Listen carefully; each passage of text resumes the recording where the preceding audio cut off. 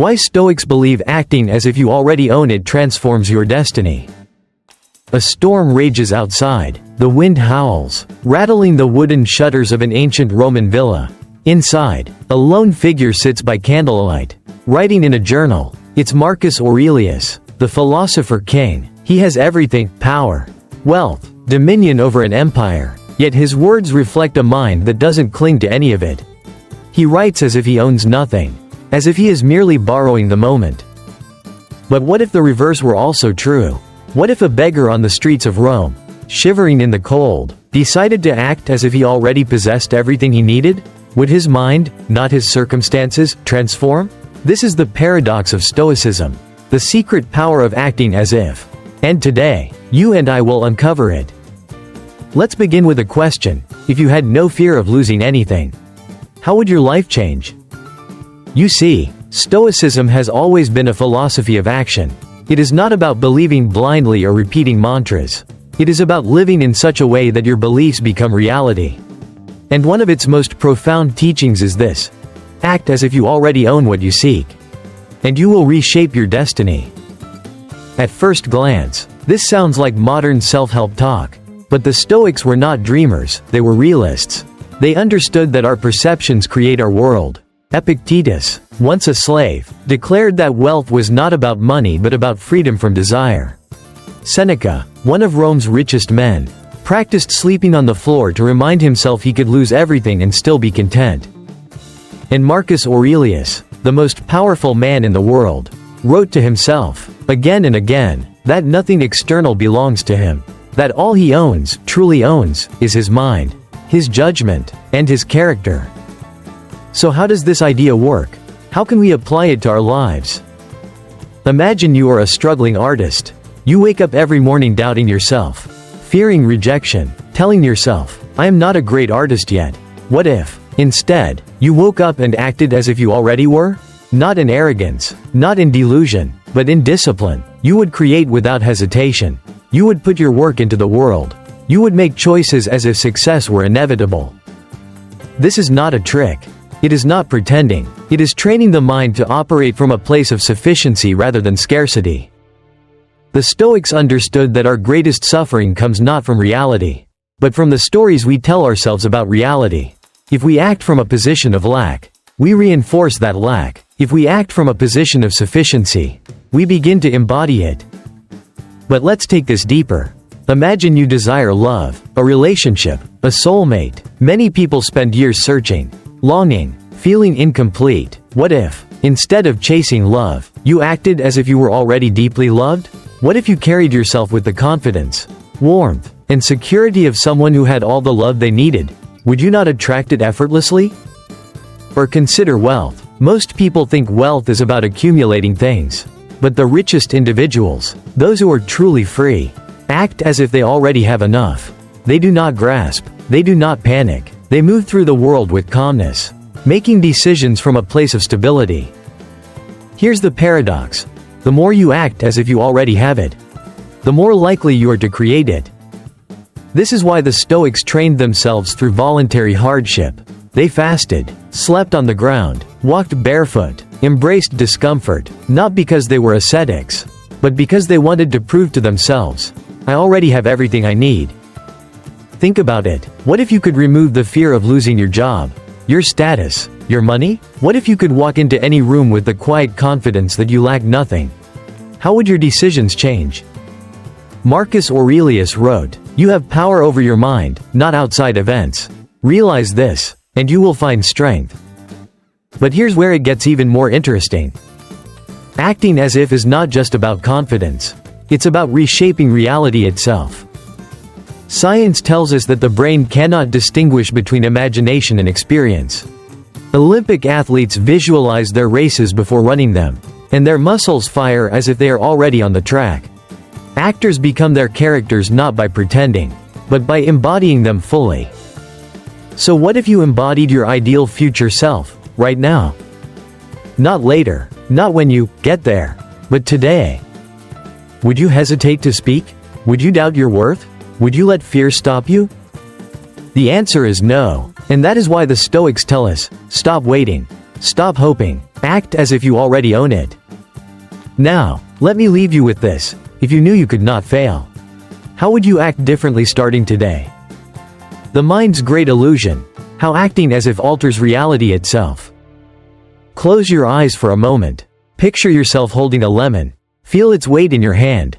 The slightly bumpy texture of the skin. Now, imagine slicing into it. Hear the knife cutting through the flesh. The juice squirting slightly. Now, lift a piece to your mouth and take a bite. Did your mouth water? Did your body react?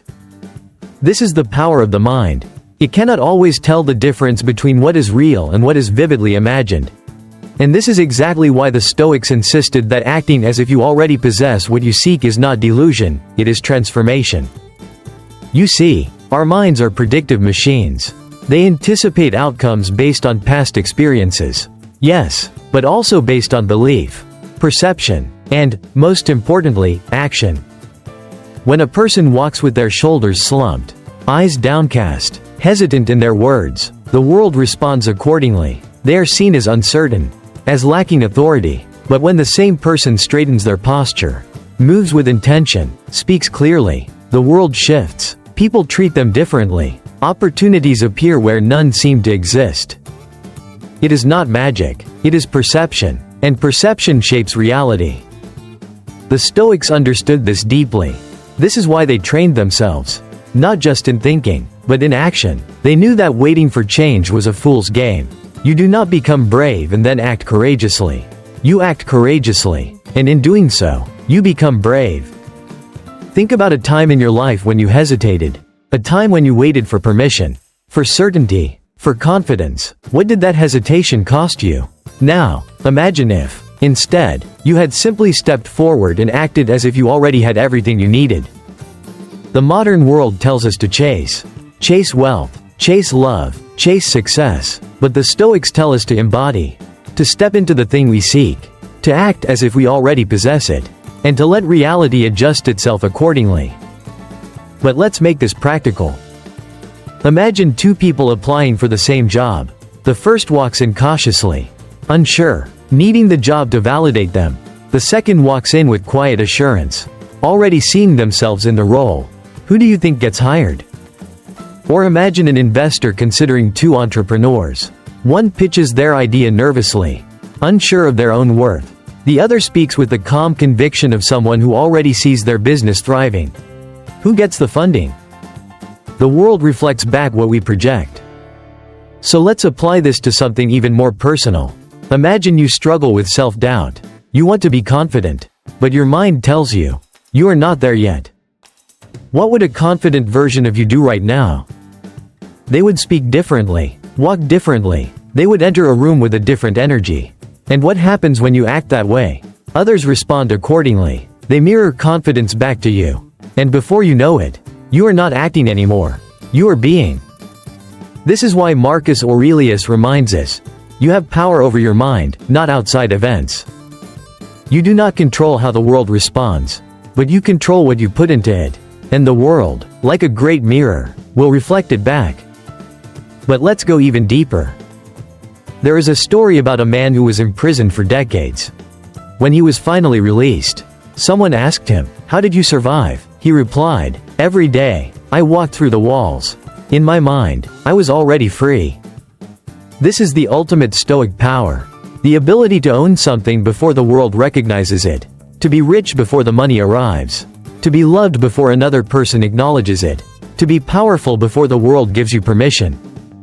Think about the greatest leaders, the greatest innovators, the greatest artists. They did not wait for validation.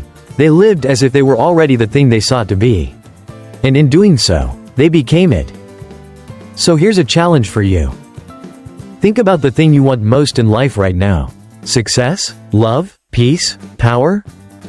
Now, ask yourself, how would you act if you already had it? How would you move, speak, carry yourself? Now, do that. Not tomorrow. Not when you feel ready. Right now. And watch what happens. The final transformation. How acting as if rewires fate itself.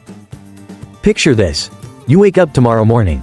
But something is different. Not your surroundings. Not your bank account. Not your relationships. Just your mind. Instead of longing for success, you own it. Instead of doubting your worth, you embody it. Instead of waiting for life to change, you move as if it already has. What happens next? At first, nothing external seems different. The world looks the same. But something invisible begins to shift. The way people respond to you. The way opportunities arise. The way life starts to unfold.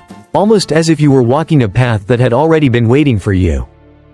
This is what the Stoics knew. This is why they trained their minds. Not just to endure suffering, but to shape reality itself.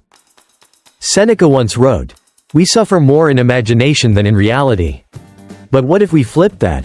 What if, instead of suffering in imagination, we thrived in imagination? What if we pre-lived the success, the peace, the wisdom we sought, and in doing so, made it inevitable? This is not wishful thinking. This is not fake it till you make it.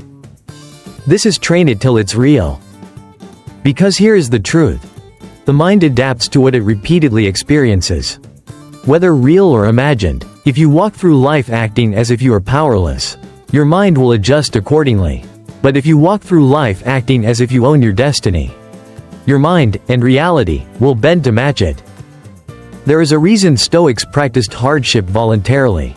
They fasted, walked barefoot, slept on hard floors, not because they enjoyed suffering, but because they wanted to experience strength before it was needed. They acted as if they were already resilient, so that when true hardship came, their minds would not hesitate. Now, apply this to your own life. Let's say you want confidence. You could wait for it to magically appear one day. Or you could practice being confident right now. The moment you step into a room, you decide, how would I act if I already owned my space? If I already belonged? And then, you act that way. Or maybe you seek success. Most people wait for external proof before believing in themselves. The Stoics did the opposite. They believed first, they acted first, and the world followed. This is why Marcus Aurelius could write philosophy while commanding an empire. He did not wait for peace to find clarity. He created clarity first, so that he could bring peace. So here is the ultimate question. What would happen if you stopped waiting for life to give you permission? If you moved through the world as if you already were the person you want to become?